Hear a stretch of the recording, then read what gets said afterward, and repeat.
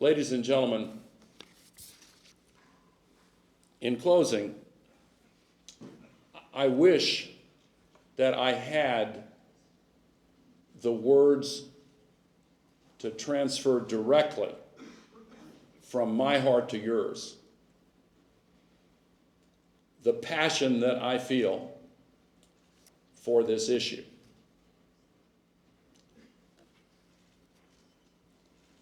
For me, it raises a fundamental question. Who are we as human beings? Who are we? If at some future date, the next generation faces the prospect of living in a world with steadily deteriorating prospects and no chance to reclaim the glories of this beautiful earth that we have enjoyed,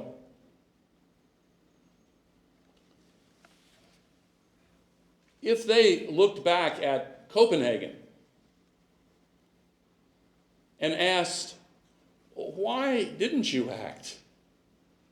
Why did you let this process fall into paralysis and neither succeed nor fail, but become a symbol of futility?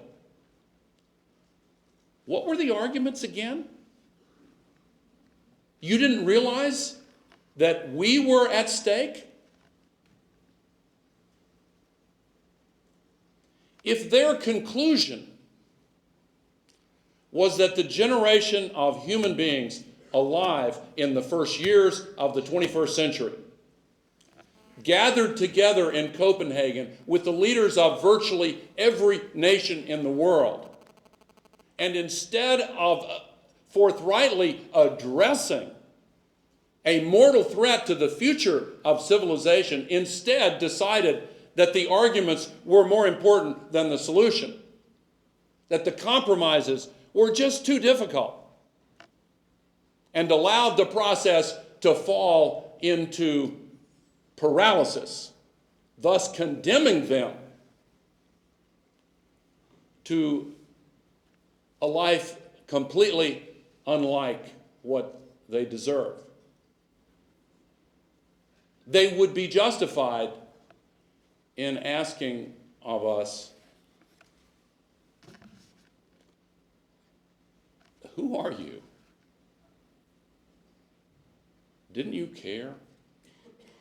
Did you not feel any connection to us? The real source of the passion and the feelings that I have for this issue is a simple conviction. I don't believe that's who we are.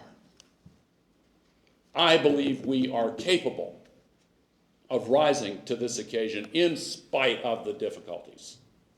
I believe that we are capable of resolving the remaining issues to the point where we can meet in Mexico City this July in the aftermath of a successful action by the United States Senate in April and conclude a binding international treaty that begins the process that builds our confidence and leads us to make bolder commitments and cuts in global warming pollution and provide the supports that are necessary until, like the Montreal Protocol process, we get to the point where we actually solve this crisis. We can do it. We must do it. And as I have said many times, I believe that political will is a renewable resource. Thank you very much.